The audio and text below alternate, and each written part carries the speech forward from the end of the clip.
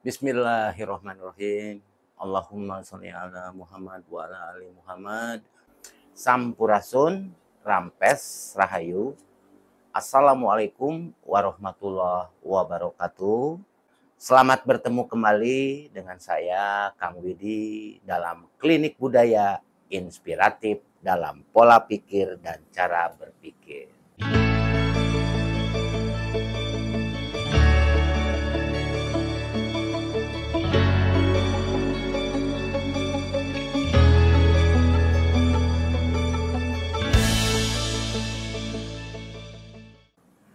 Baik para netizen dan dulur-dulur, mudah-mudahan Anda dalam keadaan sehat walafiat, sukses selalu, dilindungi.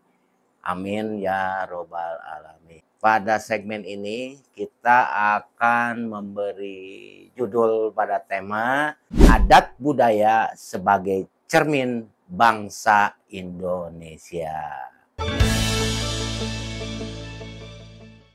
Para netizen dan dulur-dulur, tak lupa saya ucapkan terima kasih atas share, subscribe, like, dan komennya. Mudah-mudahan bermanfaat bagi kita semua. Oke, kita lanjut. Kita akan mengambil kata cermin, makna, definisi, dan kesimpulannya seperti apa. Menurut Kamus Bahasa Indonesia, cermin ialah kaca bening yang satu di antara mukanya dicat dengan air raksa dan sebagainya, sehingga dapat memperlihatkan bayangan benda yang ditaruh di depannya, biasanya untuk melihat wajah ketika bersolek dan sebagainya. Ya mungkin ini cermin merupakan suatu objek. Kedua, sesuatu yang menjadi teladan atau pelajaran. Contoh, para pahlawan dan lain sebagainya itu dari kata sesuatu yang menjadi suri toladan. Sesuatu yang membayangkan perasaan. Ini kebanyakan isi hati, keadaan batin, dan sebagainya.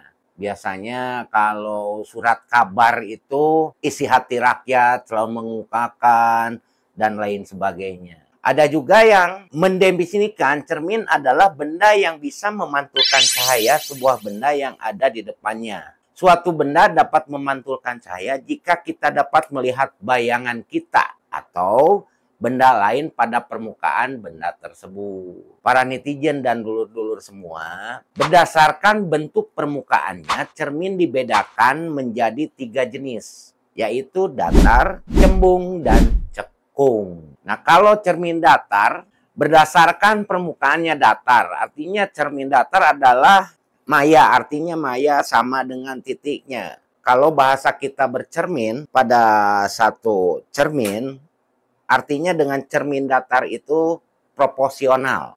Benda atau bayangan yang nampak di depan cermin sama dengan yang di dalam cermin itu sendiri.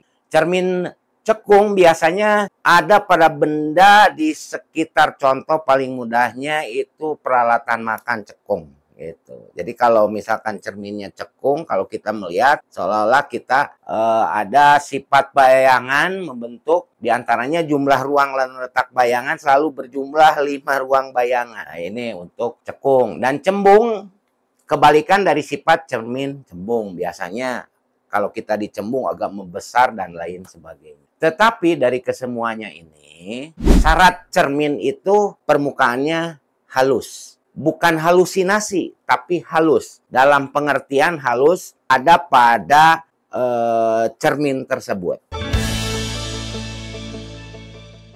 Nah, para netizen dan dulur-dulur, dari uraian-uraian tersebut, Klinik Budaya Inspiratif dalam Pola Pikir dan Cara Berpikir akan menyimpulkan kata cermin secara edukasi dan hipotesa.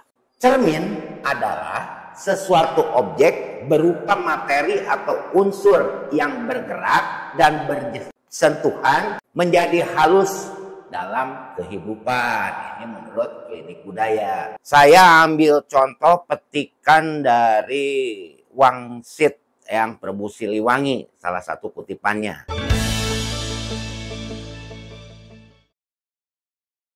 Lalakon urang nganepi ka poe najan dia kabehan kangaing pada satya Tapi ngaing henteu menang mawa dia pipilueun. Ngilu hirup jadi balangsak.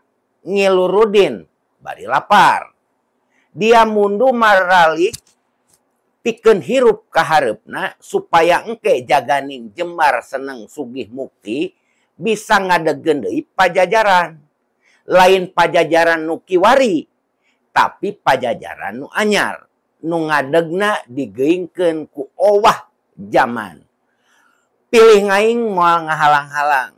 Sabab pikeun ngaing henteu pantes jadi raja anu somah sakabehna lapar bari jeung balangsak. Ini kita urai dalam bahasa Indonesia. Perjalanan kita hanya sampai di sini. Hari ini, meski kalian semua setia padaku, tapi aku tidak boleh membawa kalian dalam masalah ini. Membuat hidup kalian nelangsa itu merasakan melarat dan lapar. Kalian harus memilih untuk kehidupan ke depan nanti. Agar besok lusa kalian hidup senang, sejahtera, dan bisa mendirikan lagi pajajaran. Bukan pajajaran saat ini, tapi pajajaran yang baru yang berdiri oleh perjalanan waktu. Pilih aku, tidak akan melarang, sebab untukku tidak pantas jadi raja yang rakyatnya lapar dan miskin. Ini adalah cermin leluhur Tatar Sunda yang Prabu Siliwangi. Kalau kita jadikan objek cerminnya gitu, sebagai cerminnya, maka kalau kita sekarang bercermin, nah, kurang lebih berhadapan dengan cermin datar karena permukaannya halus, maka kalau kita bercermin proporsional itu iya.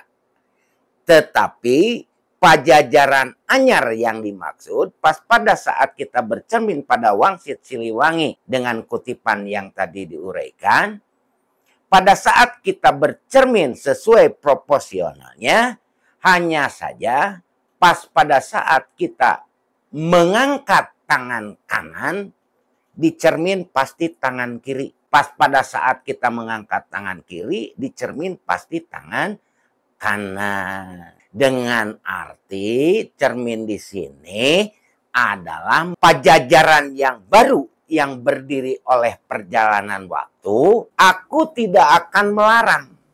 Artinya pas pada saat kita bercermin mengangkat tangan kanan, di sana tangan kiri. Sebab untukku tidak pantas jadi raja yang rakyatnya lapar dan miskin. Nah, ini adalah cermin. Kalau kita katakan objeknya ini adalah kutipan dari Wangsit Siliwangi. Para netizen dan dulur-dulur, demikian uraian kata cermin untuk segmen ini. Mudah-mudahan bermanfaat. Jangan lupa subscribe, like, komen, share. Terima kasih. Sampurasun, Rampes Rahayu, Bil Taufik wal Hidayah. Wassalamualaikum warahmatullahi wabarakatuh.